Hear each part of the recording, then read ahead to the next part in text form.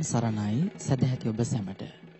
සදැහැවත්නි, මතු ආත්ම භවයක තවත් ජීවිතයක් වෙනුවෙන් අපි අරමුණු එකතු කරගන්නවට වඩා ඒ ආත්ම භවයේහි සැපතක් බලාපොරොත්තු වනවට වඩා ඉක්මනින්ම මේ සසර ගමනේහි නිමාව දකින්න පුළුවන් නම් එය ඔබ මම හැමදෙනාම දුර්ලභ මිනිසත් දිවියක් ලැබමින් ප්‍රාර්ථනා කළ යුතු දෙයක්. එහෙමනම් ඒ උදෙසා මග කියා දෙන සම්බුද්ධ භාෂිතයෙන් බිදක් ඔබේ දෙසවන් සනසන මේ පින්වත් හෝරාව පූජනීය කෝරළයාගම සරණතිස්ස පින්වත් ස්වාමින් වහන්සේගේ ගෞරවනීය වැඩමවීමෙන් මේ මැදිරි පරිශ්‍රයේ සිට ආරම්භ කරන්න සූදානම්. දේශකයන්න් වහන්සේ අපි নমස්කාර පූර්වකව පිළිගනිමු. අවසරයි අපේ හාමුදුරුවනේ. සාදු සාදු සාදු.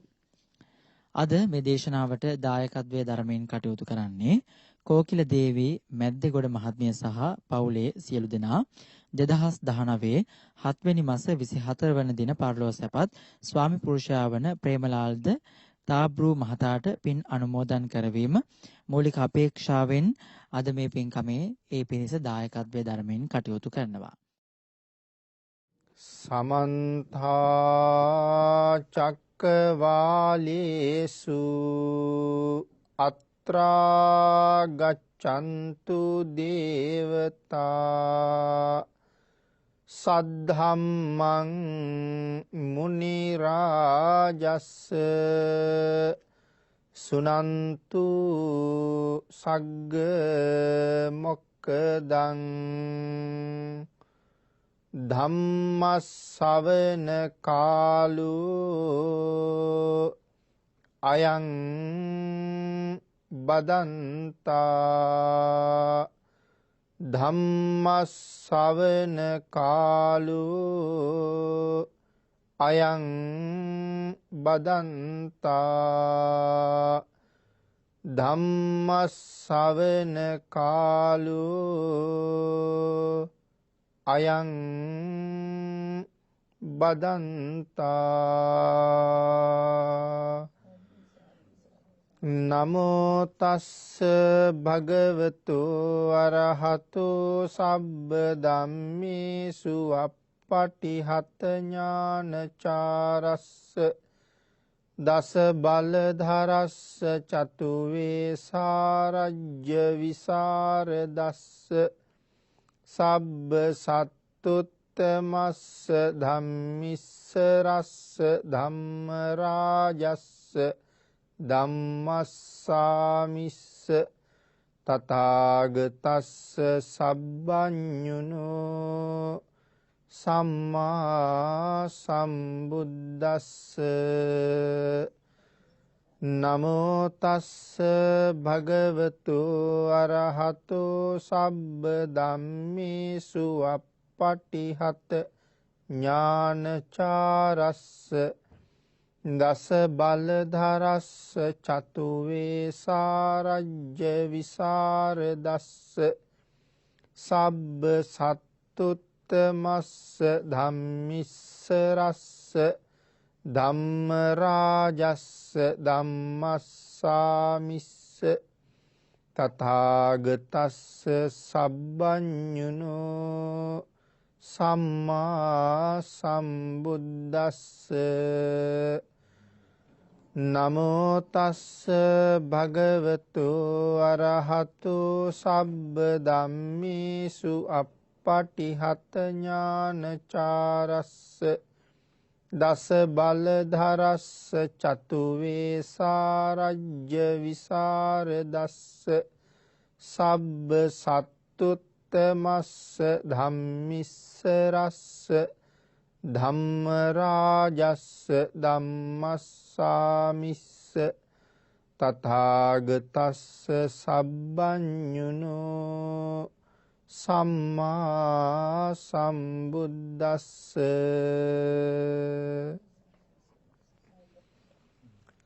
සද්ධර්ම ශ්‍රාවක කාරුණික ගුණගරුක බෞද්ධ පින්නතුනි, බොහෝම ශ්‍රද්ධාවෙන් මේ සියලු දෙනාම සැදී පැහැදී සූදානම් වෙන්නේ තථාගත ශාන්තිනායක සම්මා සම්බුදුරජාණන් වහන්සේ විසින් ලෝක සත්වයන්ගේ හිතසුව පිණිස අවබෝධ කරගෙන දේශනා කොට වදාළ නෛර්යානික වූ ශ්‍රී සද්ධර්ම රත්නයෙන් අබමල් රේණුවකටත් වඩා අඩු බොහෝම පුංචි කොටසක් දේශනා කරවගෙන ධර්ම ගෞරවය පෙරදරි කරගෙන දේශනාගත ධර්මයේ ශ්‍රවණය කරන්නත් එසේ ධර්ම ශ්‍රවණය කිරීමෙන් ලැබෙන අවවාද අනුශාසනා තම තමන්ගේ ජීවිතවලට එකතු කරගෙන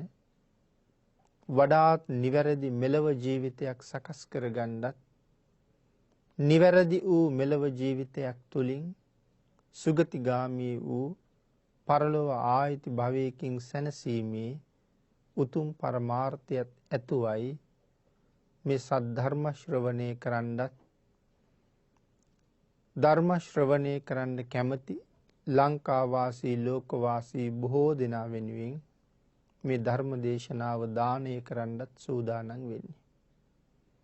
එයින් ලැබෙන උතුම් පුණ්‍ය සම්භාර ධර්මයන් ඊ타ම ඉක්මන් භවයක ඊ타මත්ම කෙටි කාලයකින් සැප සහිත ප්‍රතිපදාවකින් උතුම් වූ චතුරාර්ය සත්‍ය ධර්මය අවබෝධ කර ගැනීම සඳහාම හේතු වාසනා වේවා කියලා ප්‍රාර්ථනා කරමු.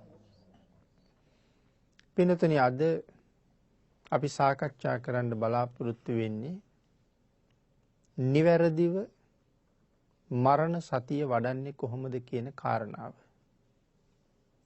මේ සම්බන්ධයෙන් එක ධර්ම දේශනාවක් මීට කලින් අපි සිද්ධ කළා. ඒ ධර්ම දේශනාවේ ඉතුරු කොටස තමයි අද සාකච්ඡා කරන්නේ. අපි පහුගිය ධර්ම දේශනාව නිමා කරනකොට මේ කාලේ පරමායුෂ පිළිබඳව කතා කළා. බුදුරජාණන් වහන්සේ වැඩ හිටපු කාලේ නම් මිනිස්සුන්ගේ පරමායුෂ අවුරුදු 160ට විතර තිබුණා. නමුත් අද කාලේ වෙනකොට සාමාන්‍යයෙන් 100ට වඩා ටිකක් වැඩි කියලා කියන්න පුළුවන්. දල වශයෙන් 100ත් 120ත් අතර වාගේ තමයි මේ කාලේ මිනිස්සුන්ගේ පරමායුෂ තියෙන්නේ. නමුත් අපි එච්චර ජීවත් වෙන්නේ නැහැ. භාග්‍යතුන් වහන්සේ පහළ වෙච්ච කාලේ වැඩියෙන්ම ජීවත් වෙච්ච කෙනා කවුද කියන කාරණාව පිළිබඳවත් අපි සාකච්ඡා කළා. ඒ තමයි බක්කුල මහරහතන් වහන්සේ. අවුරුදු 160ක්. ඊට වඩා ජීවත් වුණ කෙනෙක් පිළිබඳව සඳහනක් නැහැ. දිවස්ලාභීන් අතර අගතනතුර ලබාපු අනුරුද්ධ මහරහතන් වහන්සේ අවුරුදු 150ක් ආයු වළඳලා තියෙනවා. සබ්බකාමී මහරහතන් වහන්සේ අවුරුදු 140ක් ආයු වළඳලා තියෙනවා. බ්‍රහ්මායු බ්‍රාහ්මණය විශාකා මහ උපාසිකාව වගේ මේ මහ පුණ්‍යවන්තයෝ අවුරුදු 120ක් විතර ආයු වළඳලා තියෙනවා. නමුත් අපේ බුදුරජාණන් වහන්සේගේ ආයුෂය මේ ආයුෂයට අපි සමාන කරන්න ගියොත් ඒක භාග්‍යතුන් වහන්සේගේ අපරිමිත පුණ්‍ය ශක්තියටත් අනන්ත මහ ගුණයටත් අපි කළ නිගාවක් බවට පත් වෙනවා. එනම් බුදුරජාණන් වහන්සේගේ ආයුෂ කොච්චරක් වෙනවද?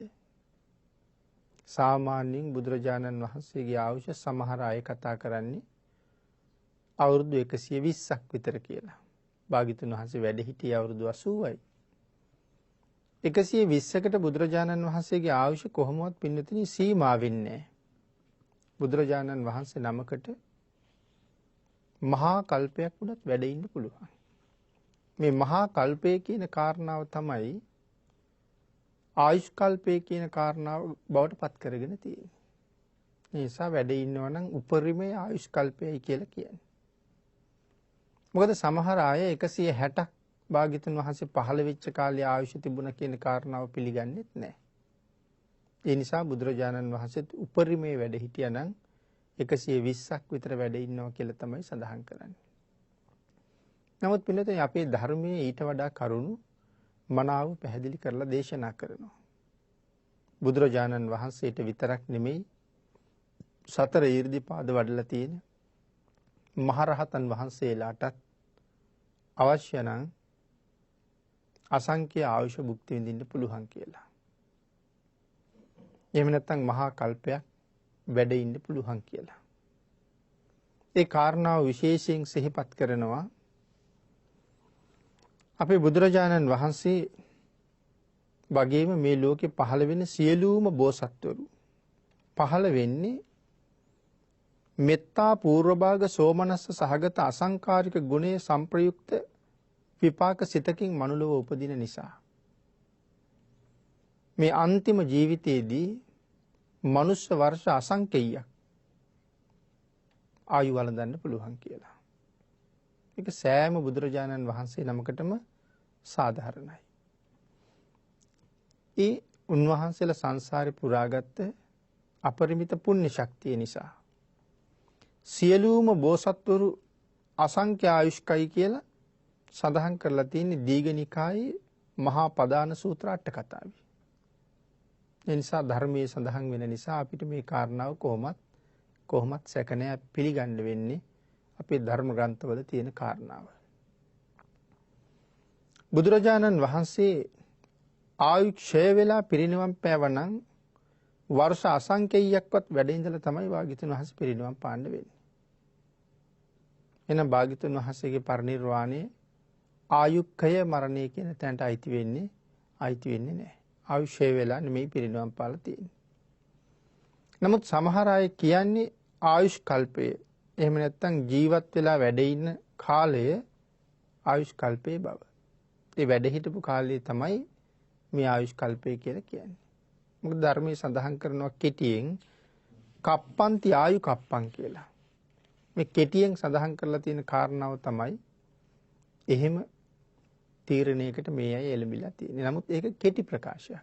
අට කතාවේ ඊට වඩා ඒ පිළිබඳව දීර්ඝ විස්තර තියෙනවා. පින්නතනේ මේ මතයට මහාසීව මහරහතන් වහන්සේ තර්කයක් ඉදිරිපත් කරනවා.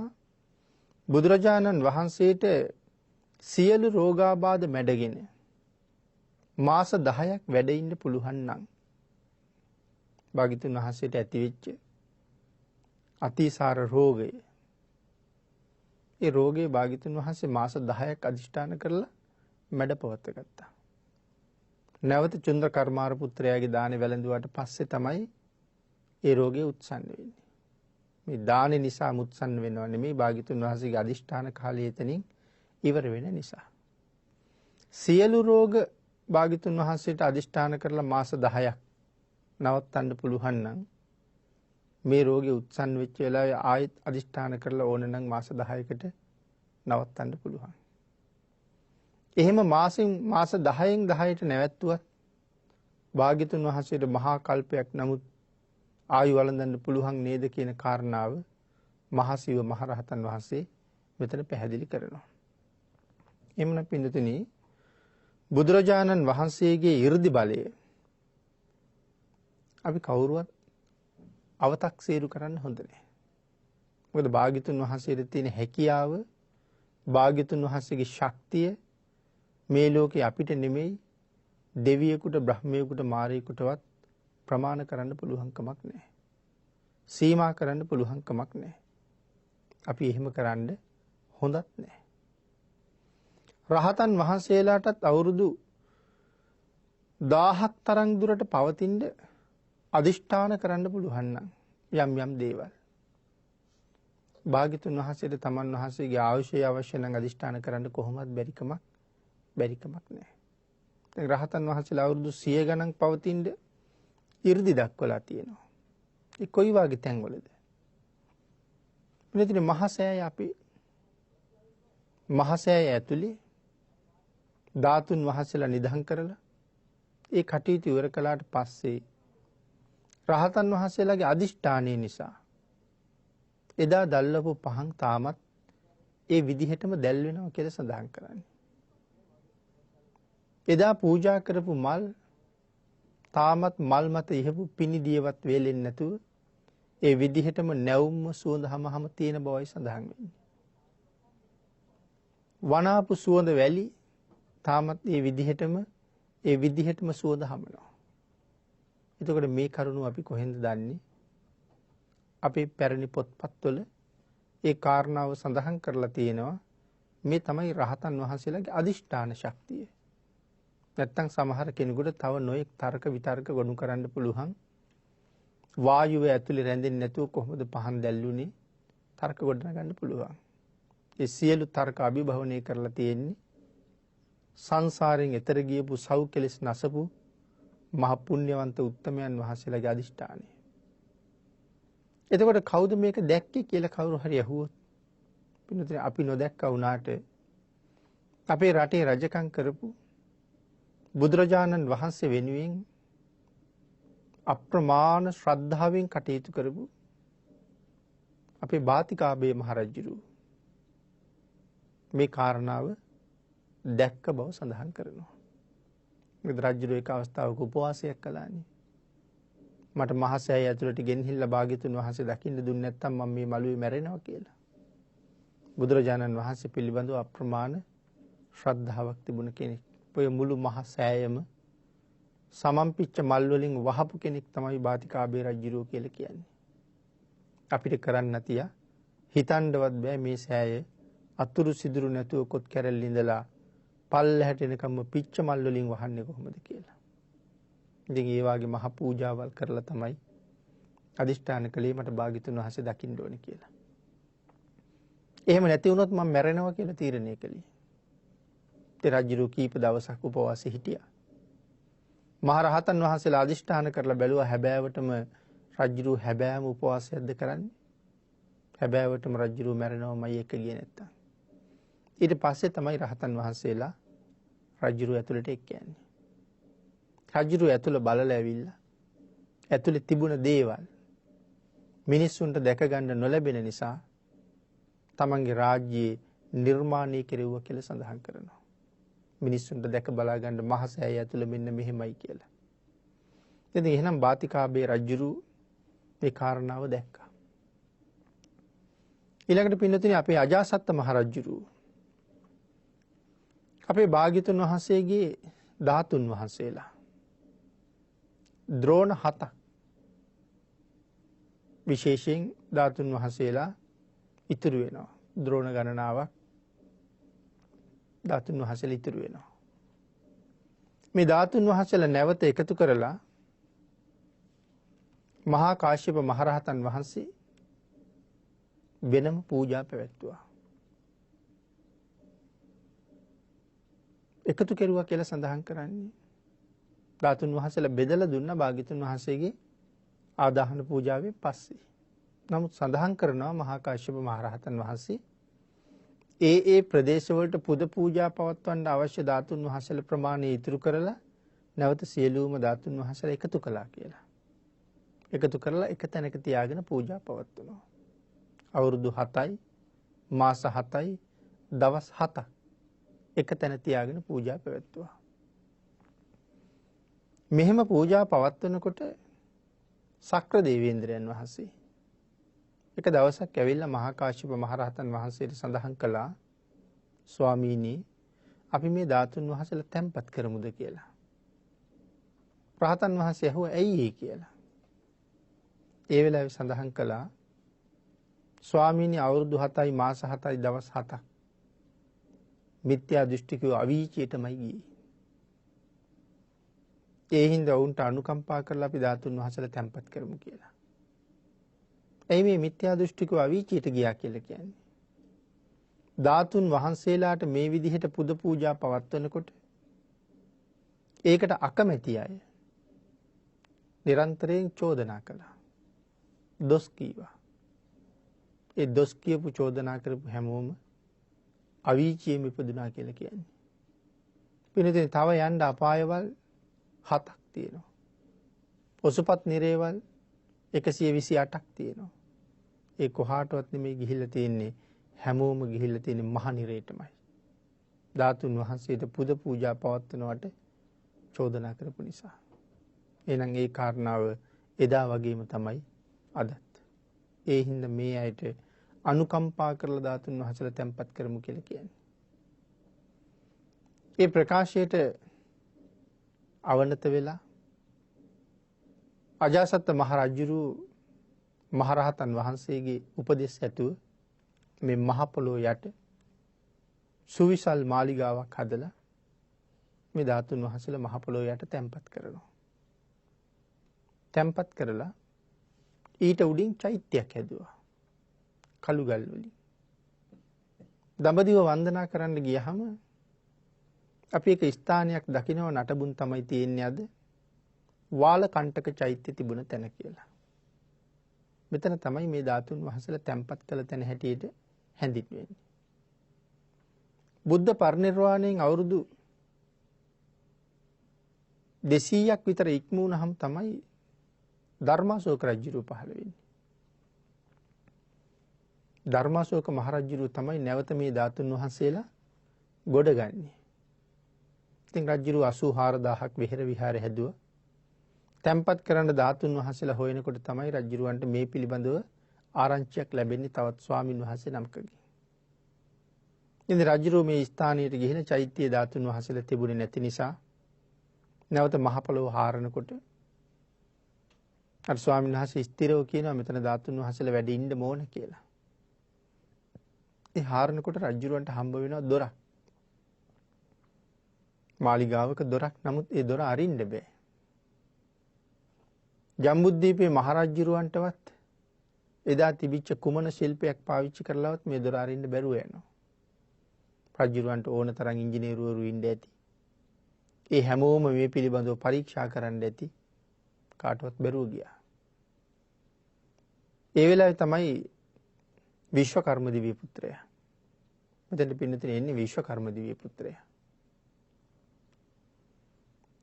ඇවිල්ලා රජුරවන්ට කතා කරලා අහන්නේ මහරජා අපි මේ දොර ඇරලා දෙන්නද කියලා. හොඳයි පුත්‍රයාණෙනි එහෙනම් මට දොර ඇරලා දෙන්න කියලා රජුරු සඳහන් කරනවා. මොකද මේ දේශනා මේ කාරණාව කලින් සිහිපත් කරපු වෙලාවක මම අතිනුත් කියවිලා තිබුණා මෙතෙන්ට ආවේ මාතලි දිව්‍ය පුත්‍රයා කියලා. මාතලි දිව්‍ය පුත්‍රයා නෙමෙයි විශ්වකර්ම දිව්‍ය පුත්‍රයාම කියලා නැවත වතාවක් ඒක නිවැරදි කරන්න ඕනේ. ඉතින් සඳහන් කරනවා ඒ වෙලාවේ සක්‍ර දේවේන්ද්‍රයන්ගේ අණෙන් තමයි එන්නේ. මොකද ධර්මාශෝක රජුරවන්ට අනුග්‍රහ කරන්න. ධර්මාශෝක රජුරෝ කියලා කියන්නේ මහා බල පරාක්‍රමයක් තියෙන කෙනෙක්. පසේ බුදුරජාණන් වහන්සේට දන් දීලා ඒ කාලේ ප්‍රාර්ථනාවක් කරනකොට පෙර භවයක ප්‍රාර්ථනා කළේ මට යටින් යදුනක බලය පතුරවන්න පුළුවන් වෙන්න ඕනේ මහ පොළොව යටට. උඩටත් ඒ විදිහට බලය පතුරවන්න පුළුවන්කම තියෙන්න ඕනේ. හරහට සීමාවක් නැති වෙන්න ඕනේ. මේ ප්‍රාර්ථනාව. ඒ නිසා යටින් නාගලෝකයට යනකම් අවනතයි. උඩින් දෙවියෝ යක්ෂයෝ සියලු දෙනාම අවනතයි. ඒ නිසා රජුරවන්ට විශේෂයෙන් දෙවිවරු සුවිශේෂ අනුග්‍රහයන් දැක්වුවා. මොකද මේ සම්මා සම්බුද්ධ ශාසනය නැවත වතාවක් උපද්දවන්න පුළුවන් ජීවමාන කරවන්න පුළුවන් මහ පුණ්‍යවන්තයෙක් තමයි මේ පහළ වෙලා තියෙන්නේ. අදත් පින්නතුනි ඔබත් මමත් බණ කියන්නෙත් බණ අහන්නෙත් ධර්මාශෝක මහරජුරන්ගේ මේ වෑයම නිසා. රටවල් ගණනාවක් බෞද්ධයින් බවට පත් කළේ මේ මහරජුරුවන්ගේ වෑයම නිසා. සම්බුද්ධ ශාසනය සුරක්ෂිත කරන්න කොයි තරම් දේවල් කළාද දෙවියෝ කොයි තරම් අනුග්‍රහ කළාද ඒ දේවල් කරන්න.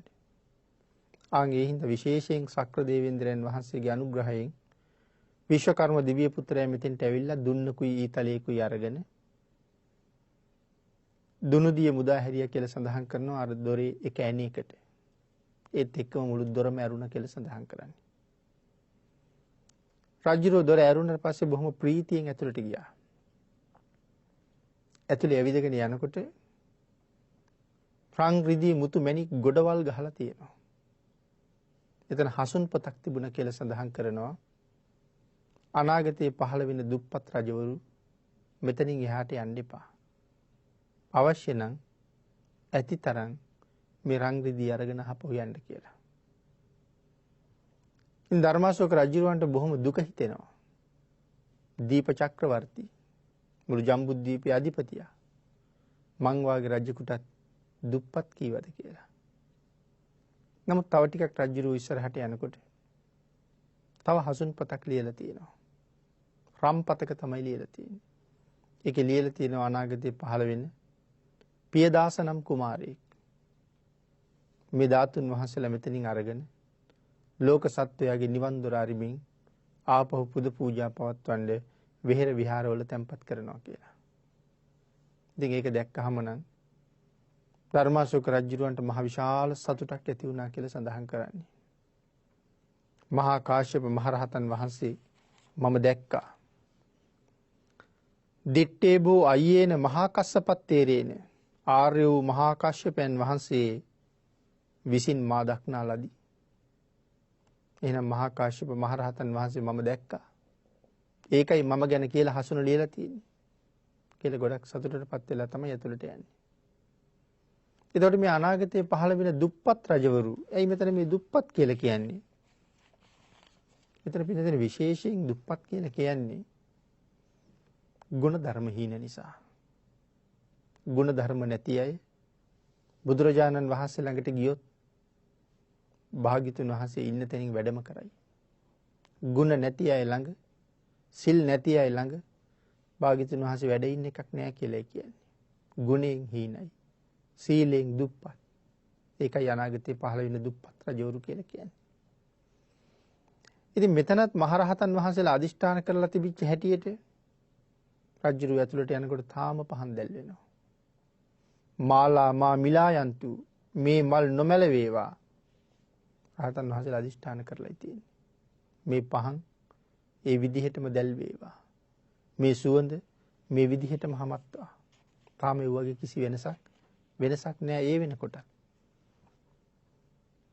එහෙනම් රහතන් වහන්සේලාට එච්චර අදිෂ්ඨාන කරන්න පුළුවන්. රහතන් වහන්සේලාට එහෙම අදිෂ්ඨාන කරන්න පුළුවන් නම් පින්නතුනි, ලෞතර බුදුරජාණන් වහන්සේට තමන්ගේ ආයුෂය අදිෂ්ඨාන කරන්න බෑ කියලා කෙනෙක් කියනවා නම් ඒක විහිළුවක්. මොකද අපිට තේරෙන්නේ නැහැ බුදුරජාණන් වහන්සේ කවුද කියලා. අන්න ඒ නිසා විශේෂයෙන් භාග්‍යතුන් වහන්සේගේ ආයුෂය මෙච්චරයි කියලා අපිට සීමාවක් දක්වන්න කොහොමවත් බෑ කියන කාරණාවයි සඳහන් කරන්නේ. වර්තමානයේ උනත් ඇතැම් ඍෂිවරුත් ජීවත් වෙනවා අවුරුදු 100,000 ගණන්. අපිට වර්තමානයේත් අහන්න ලැබෙනවා අවුරුදු 2-3000 ජීවත් වෙන ඍෂිවරු හිමාලයේ එහෙම ඉන්නවා කියලා. ඒ සතර ඉරිදිපාද වඩලා නෙමෙයිනේ. එහෙනම් ඉරිදිපාද වඩාපු නැති කෙනෙකුට එහෙම ඉන්න පුළුවන් නම් ඉරිදිපාද වඩාපු උත්තමයන්ට කොහොම ඉන්න බැරිද කියන කාරණාව පිළිතුරු විශේෂයෙන් අපිට වැටහෙන්න ඕනේ. සරියුත් මහරහතන් වහන්සේ වගේ මහා ශ්‍රාවකයන් වහන්සේලාටත් අවශ්‍ය නම් මහා කල්පයක් වැඩ ඉන්න පුළුවන් කියන කාරණාව අපි මුලින් සිහිපත් කරන්න යෙදුණා. ඊළඟට පිළිතුරු මෙතන සඳහන් කරන්නේ මරණයට තියෙන කැමැත්තත් අතහැරලා උපේක්ෂාවෙන් අනුකම්පාව පිණිස අන්‍යයන්ට පින් රැස් කරවමින් සිව්පසයේ පිළිගනිමින් මේ මහරහතන් වහන්සේලා නිවනට වඩින්න කලබලයක් නැතිව ඉන්නවා කියලා. තමන් වහන්සේලාගේ ආයුෂ උන්වහන්සේලා මේ විදිහටම භුක්ති විඳිනවා. කොච්චර කල් පාරමිතා පිරුවද රහත් වෙන්නේ? 80 මහා ශ්‍රාවකයන් වහන්සේ නමක් බවට පත් වෙන්නේ මහා කල්ප ලක්ෂයක් පාරමිතා පුරන්න ඕනේ. අග්‍ර ශ්‍රාවකයන් වහන්සේ බවට පත් වෙන්නේ මහා කල්ප අසංකේයකුත් ලක්ෂයක් පාරමිතා පුරන්න ඕනේ. කොයිතරම් දීර්ඝ කාලයක් පාරමිතා පිරුවද? එයි මේ පාරමිතා පිරුවේ සංසාරයෙන් එතරට යන්න, නිවනට යන්න. දැන් උන්වහන්සේලා රහත් වුණා. දැන් කිසිම තණ්හාවක්, ලෝභකමක්, බැඳීමක්, ඇල්මක් කොතනවත් නැහැ. නිවන සියල්ලට වඩා සැපයි කියලා ධර්මයේ සඳහන් කළේ. දැන් එහෙනම් නිවන් දොර අරගන්න උන්වහන්සේලා සුදුසුම තැන ඉන්නේ. රහත් වෙලා. එහෙනම් මෙච්චර කල් අපි පාරමිතා පිරුවේ මෙතෙන්ට යන්නයි ඉක්මනට යමු කියලා උන්වහන්සේලා නිවනට යන්න හදිස්සි වුණාද මරණයට? එහෙම වුණේ නැහැ. ස්වාභාවිකවම තමන්ගේ ආයුෂ ඉවර වෙනකන් වැඩ හිටියා. අපි කියමු අපි ආහාරයක් හදාගත්ත රසට කියලා. ඊළඟට බොහොම හදිස්සියේ ඒක අනුභව කරන්න. අපි වෙන තැනකට යන්න වෙන ගමනක් පිටත් වුණා විශේෂ තැනකට යන්න. තැනට ආවා. ඇතුළට යන්න ගේට්ටුව වරිනකන් තියෙන පුදුම හදිස්සියක්. ඇතුළේ තියෙන දේවල් දැක බලා ගන්න තියෙන පුදුම හදිස්සියක්. එහෙනම් රහත් වෙච්ච මේ උත්තමයන් වහන්සේලාට නිවනට යන්න පුදුම හදිස්සියක් තියෙන්න ඉපේ. ඒ හදිස්සියක් නෑ කියලා සඳහන් කරන්නේ. ඒ සඳහාවත් ලෝභකමක් තණ්හාවක් නැහැ. ස්වාභාවිකවම තමන්ගේ මරණය තමන් හොයාගෙන එනකන් වැඩ ඉන්නවා. ඇයි? ඔබට අපිට අනුකම්පාව හින්දා. ඒ නිසා අපේ සිව්පසේ වළඳ වළඳ වැඩ ඉන්නවා. රහත් වෙච්ච හැම උත්තමයන් වහන්සේ නමක්ම ඒ රහත් බවත් එක්කම පිරිනවම් පෑවා. එහෙමනම් පින්නතුනි අපි කාට දන් දීලාද මහ පිංකම් කරගන්නේ? කාට උපස්ථාන කරලාද මහ පිංකම් කරගන්නේ? ආන් ඒකයි සඳහන් කරන්නේ මේ ඊ타ත්ම උපේක්ෂාවෙන් ලෝක සත්වයාට අනුකම්පාව පිණිස අන්‍යයන්ට පින් රැස් කරවමින් සිව්පසේ පිළිගනිමින් මේ මහරහතන් වහන්සේලා නිවනට වඩින්න කලබලයක් නැතුව වැඩ ඉන්නවා කියලා. තමන්ගේ මරණය තමන් සොයාගෙන යනකල්. ස්වාභාවිකව මරණය එනතුරු තමයි මේ බලාගෙන ඉන්නේ. එහෙනම් ජීවිතේවත් මරණයවත් උන්වහන්සේලා ප්‍රාර්ථනා කළේ නැහැ. තව දීර්ඝ කාලයක් මට වැඩ ඉන්න ඕනේ කියලා ප්‍රාර්ථනාවක් තිබුණෙත් නැහැ. ඉක්මනට පිරිනිවන් පාන්න ඕනේ කියලා ප්‍රාර්ථනාවකුත් නැහැ. ස්වභාවයෙන්ම ආයුෂ ඉවර වෙලා යනකම් වැඩ හිටියා. සරියුත් මහරහතන් වහන්සේ මේ කාරණාව පින්නතුනි දේශනා කරනවා. නාබි නන්දාමි මරණං නාබි නන්දාමි ජීවිතං කාලංච පටිකංකාමි සම්පජානෝ පතිස්සති. සරියුත් මහරහතන් වහන්සේගේ ප්‍රකාශය. හැබැයි මේ ප්‍රකාශය තව මහරහතන් වහන්සේලා බොහෝ දෙනා කරලා තියෙනවා. පොත්පත්වල මේ ප්‍රකාශය දකිනකොට අහවල් රහතන් වහන්සේ කියලා ලියලා තියෙන්න පුළුවන්. එතන සරියුත් මහරහතන් වහන්සේගේ නම නැති වෙන්න පුළුවන්. එතකොට ආපහු සැරයක් කාරණාව වරද්ද ගන්න පුළුවන්. අහවල් ධර්ම දේශනාවේදී අපි අහුවේ මේක සරියුත් මහරහතන් වහන්සේගේ ප්‍රකාශයක් කියලා. නමුත් මේ පොතේ ලියලා තියෙන වෙන රහතන් වහන්සේ නමකගේ නම. මේ ගාථාව මහරහතන් වහන්සේලා විශාල පිරිසක් ඒ අවස්ථාවන් වල දේශනා කරපු ගාථාවක්. ඒ හින්දා පොත්පත්වල ලියනකොට ඒ නම් ටික එතන තියෙන්න පුළුවන්. මේ විදිහට ගාථා ගණනාවකින්ම සරියුත් මහරහතන් වහන්සේ අල්පේච්ඡ බව ප්‍රකාශ කරලා තියෙනවා. මේ උපේක්ෂාවෙන් වැඩ ඉඳීම පිළිබඳව. මෙන්න මේ ආයුෂයේ ක්ෂය වීමෙන් වන මරණයට තමයි ආයුක්ඛය මරණය කියලා කියන්නේ. ස්වභාවයෙන්ම ආයුෂය ඉවර වෙලා මරණයටපත් වෙනවා. ඒකට කියන්නේ ආයුක්ඛය මරණය කියලා. ඒ කාලවල තියෙන ආයුෂයේ ක්ෂය වීමෙන් වෙන මරණය මනුස්ස ලෝකේ වුණත් ඒ කාලවලට ආයුෂය වෙනස් වෙනවා. එහෙනම් ඒ කාලවල තියෙන ආයුෂයේ ක්ෂය වීම නිසා වන මරණය විශේෂයෙන් සඳහන් කරනවා. අසංඛ්‍ය මනුස්සයන්ටත් පින්නතුනි අසංඛ්‍යයට ආයුෂ තිබ්බා කියලා. අපේ ධර්මයේ සඳහන් වෙනවනේ. දැන් මේ කාලේ දිව්‍ය ලෝකවල ආයුෂ වැඩි. මනුස්ස ලෝකෙත් තියෙන ඊටාම ස්වල්ප ආයුෂයක්. හැබැයි සමහර කාල තිබිලා තියෙනවා 6 වෙනි දිව්‍ය තලයටත් වඩා මනුස්ස ලෝකයේ ආයුෂ තිබිලා තියෙනවා. එතකොට දෙවියන්ට වඩා මිනිස්සුන්ට ආයුෂයි. කොයි කාලේ දෙක උදාහරණයක් සඳහන් කළොත් කාම භෝගීන් අතර අගතනුතුරු ධර්මින් වගේ ජීවත් වෙච්ච සක්විති රජ කෙනෙක් මේ ලෝකේ පහළ වෙලා ඉඳලා තියෙනවා මහා මන්දාතු කියලා. මං හිතන්නේ මේ නම අපේ අය දේශනාවලින් අහලා තියෙනවා මහා මන්දාතු සක්විති රජුරු. මනුස්ස ලෝකේ රජකම් කර ඉඳලා රජුරන්ට හිතෙනවා දිව්‍ය ලෝකේ යන්න ඕනේ කියලා. චාතුම් මහා රාජිකයට යනවා. චක්‍රරතනේ නැගලා යනවා. එතකොට කොච්චර පිං තියෙන්න ඕනද මනුස්ස කයෙන් කෙලින්ම දෙව්ලොව යන්න. සඳහන් කරනවා සතරවරන් දෙවියෝ කොයිතරම් බලවත් වුණත් මන්දාතු රජුරන්ට විරුද්ධව යුද්ධ ප්‍රකාශ කළේ නැහැ කියලා. නමුත් මන්දාතු රජුරෝ චාතුම් මහා රාජිකයට ගිහිල්ලා අහපුවාම මීටත් වඩා සැප තියෙන දිව්‍ය ලෝක තියෙනවද? සතරවරන් රජවරු සඳහන් කළේ අපේ සැපයට වඩා කොච්චර ඉහළද තව්තිසාවේ සැපේ. රජුරු තව්තිසාවට ගියා. සක්‍ර දේවේන්ද්‍රයන් වහන්සේ දැක්ක රජුරු එනවා. කිසිම කලබලයක් නැහැ. රජුරුවන්ගේ පින බොහොම ඉහළයි. දිව්‍ය ලෝකෙන් භාගයක් රජුරුවන්ට පවරනවා. රජුරු ඒ කොටස පාලනය කරනවා. එතකොට මනුස්ස ලෝකෙන් රජ වෙලා දිව්‍ය ලෝකෙත් පාලනය කරනවා ගිහිල්ලා. දෙවියන් සමග සමා සහවාසයේ දැන්. පින්නතුනි සඳහන් කරනවා මහා මන්දාතු රජුරු දිව්‍ය ලෝකේ රජකම් කරපු කාලේ සක්‍ර දේවේන්ද්‍රවරු 36 දෙනෙක් චුත වුණා කියලා. තව්තිසාවේ ආයුෂ කොච්චරද?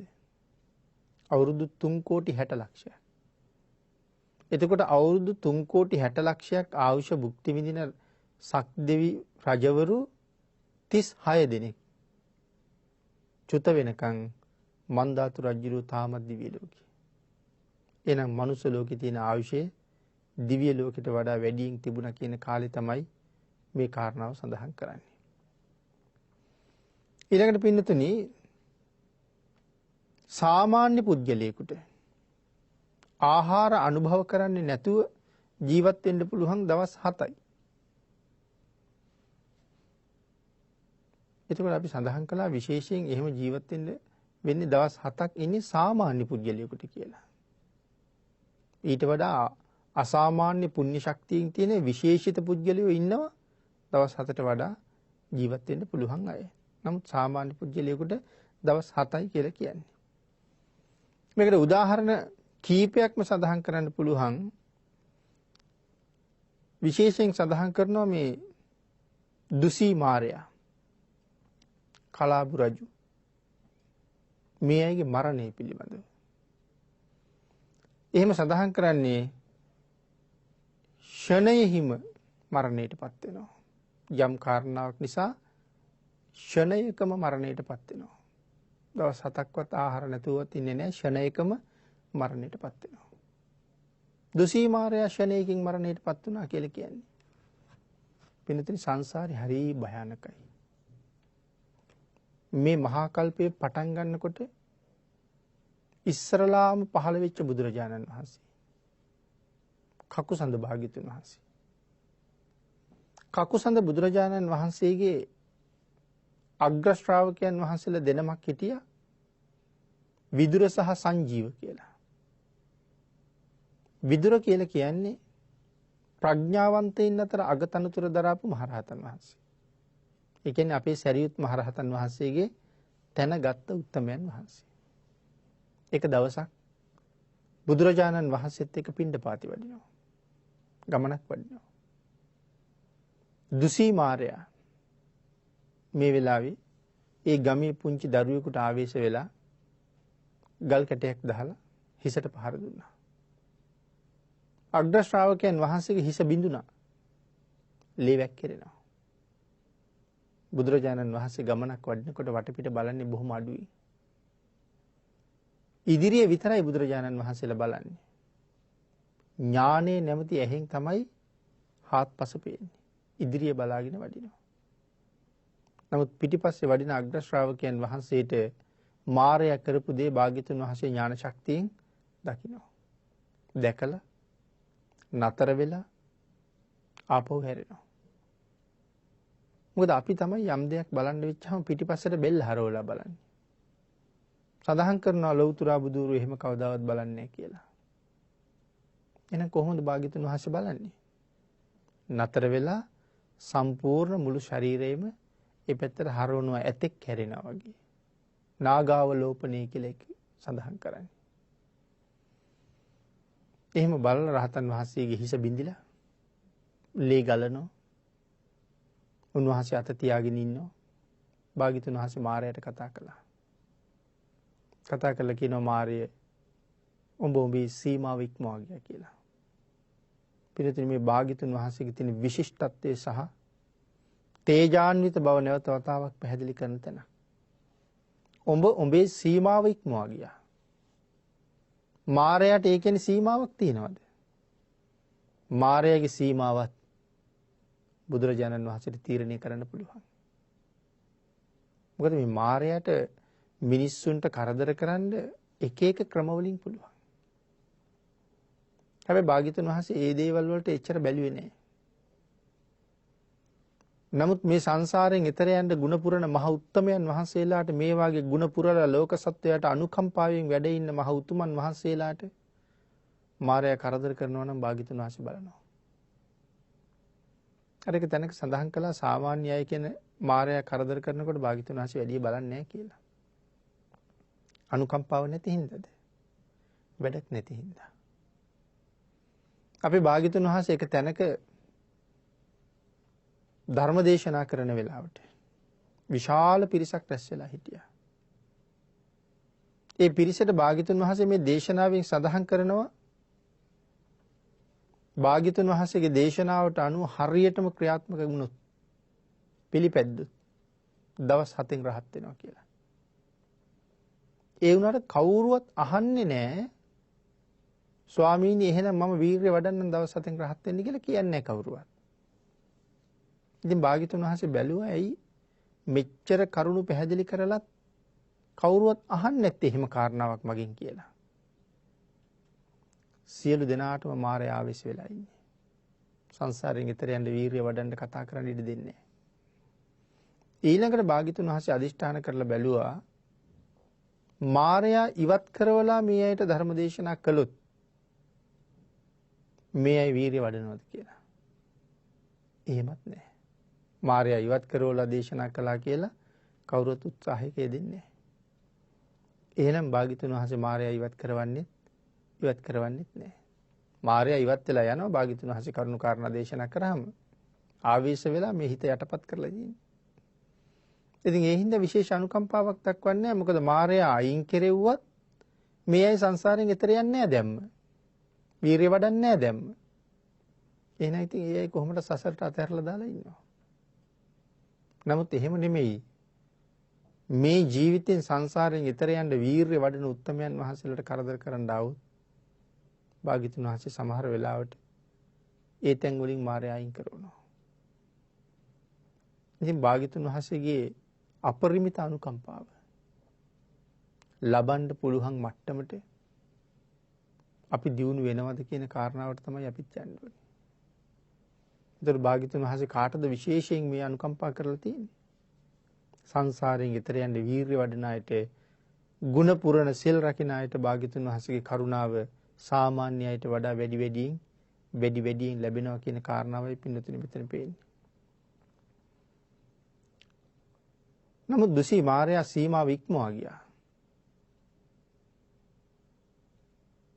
මේ කාරණාව නිසාම දුසී මාරයා එහෙම්මම අවීචිට අරන් යනවා. එතකොට ඒ මොහොතේම මරණයටපත් වුණානේ. රහතන් වහන්සේට ගලෙන් පහර දුන්නා. කලේ මහා අපරාධය. එහෙම්මම අවීචිට ඇදගෙන යනවා. කවුද දැන් මේ මාරයා කියලා කියන්නේ? 6 වෙනි දිව්‍ය ලෝකේ රජුරු. පරිනිම්මිත වසවර්ති රජුරු. මාර දිව්‍ය පුත්‍රයා. පාරමිතා පුරලා ඉපදිලා ඉන්නේ. ඒ තරම් පින් තියෙන කෙනෙක්. නමුත් රහතන් වහන්සේට කරදර කරපු නිසා එහෙම්මම නිරේට. එහෙමනම් ඒ මොහොතේම මරණයටපත් වුණා. දවස් 7ක් ආහාර නැතුව ජීවත් වෙලා කෙනෙක් මැරෙනවා නම් ඒ සාමාන්‍ය පුද්ගලයෝ. සමහර අය ෂණයකින් මරණයටපත් වෙන්න පුළුවන්. මේ කාරණාව භාග්‍යතුන් වහන්සේ විශේෂයෙන් පැහැදිලි කරලා තියෙනවා. ඒ ෂණෙහිම ඒ ස්ථානයේම චුත කරවන්න සමර්ථ වූ කර්මයෙන් කැපිලා ගිය సంతානයන් සහිත හෝ පෙර කර්ම වශයෙන් හෝ ගෙලසිඳ ගැනීම වශයෙන් හෝ හදිසියේ රූප හෝ චිත්ත පරම්පරාවන්ගේ හදිසියේ මරණයක් වෙත්නම් ඒක අකාල මරණයක් කියලා කියන්නේ. එතකොට දැන් දුසී මාරයට සිද්ධ වුණේ අකාල මරණයක්. ජීවත් වෙන්න තව කල් තියෙනවා. නමුත් කරගත් අපරාධය නිසා හදිසියේ මරණයටපත් වුණා. අකාල මරණය. මේ කාරණාවටම පින්නතින් තව සඳහන් කරන්න පුළුවන් කලාබු රජුරු. අපි පින්නතින් ශාන්තිවාදී ජාතකයේ කියවලා අහලා තියෙනවා.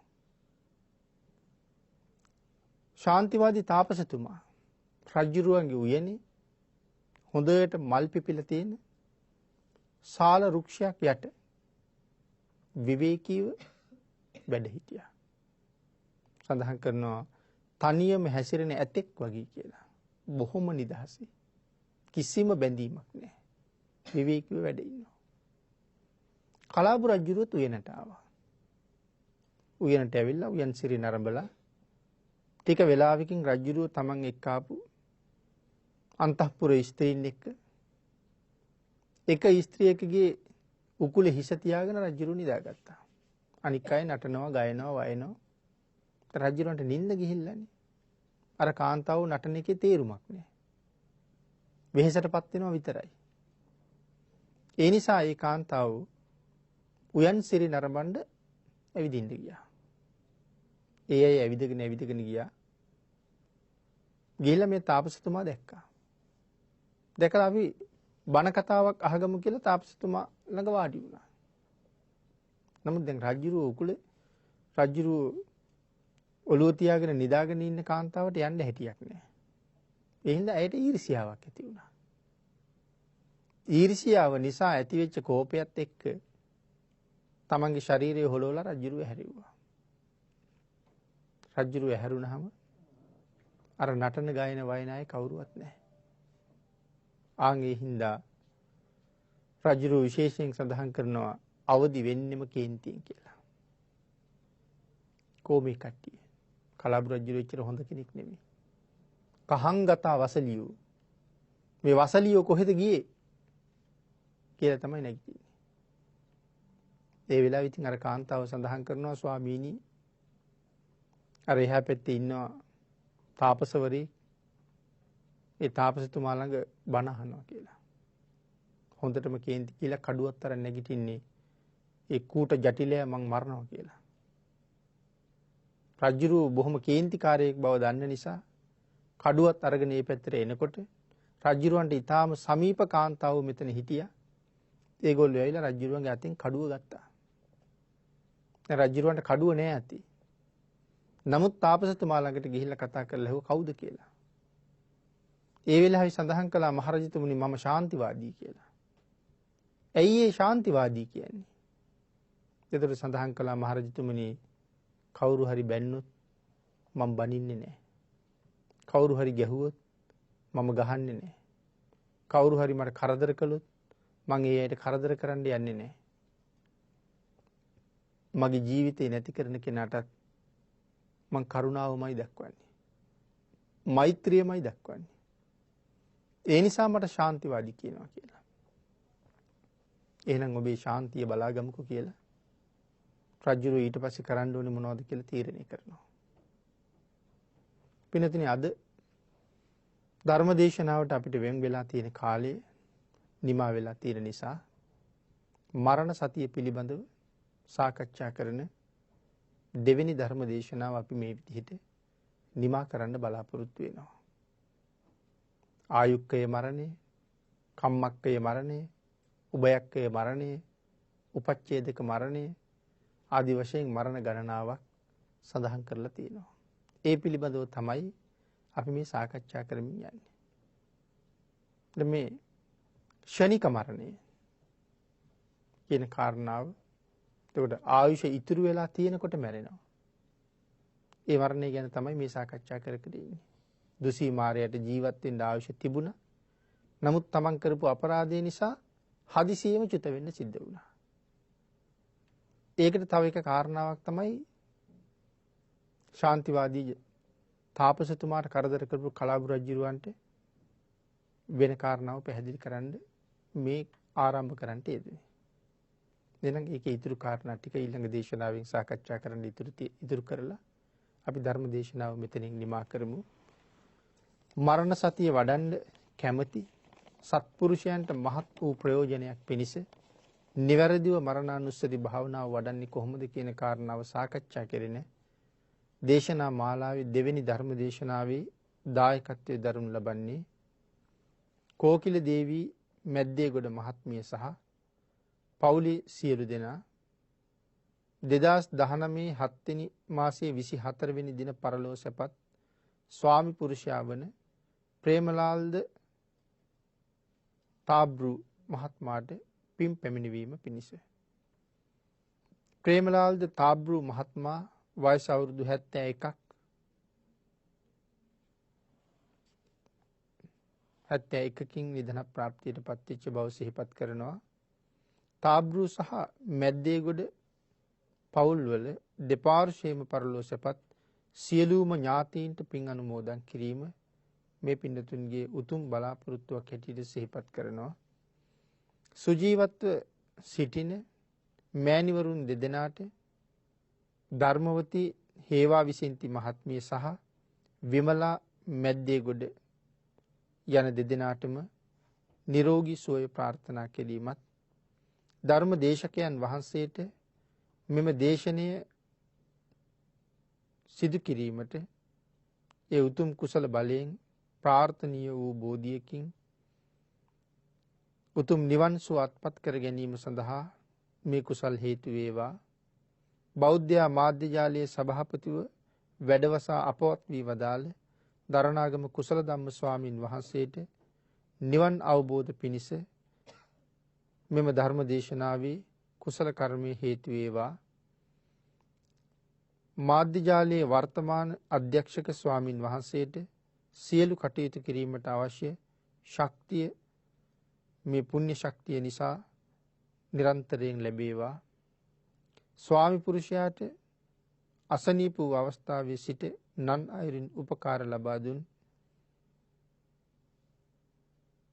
කොළඹ රෝහලේ සහ ශ්‍රී ජයවර්ධනපුර රෝහලේ සියලුම වෛද්‍ය නිලධාරීන් හෙද හෙදියන් සියලු දෙනාටමත් කාර්ය මණ්ඩලයටත් නිරෝගී සුව ප්‍රාර්ථනා කරන අතර ධර්ම දේශනාවට පැමිණ සිටින සහ ආශිර්වාද කරන සියලු දෙනාටමත් සහභාගී වුණ සියලු දෙනාගේම පවුල් වල නිදන ප්‍රාප්තියටපත් වුණ සියලු දෙනාටමත් මව්පස පියපස දෙපාර්ශ්වයේ සියලු දෙනාටමත් සසර ගමන සුවපත් වීම සඳහා මේ කුසල ශක්තිය හේතු වාසනා වේවා කියලා ප්‍රාර්ථනා කරනවා.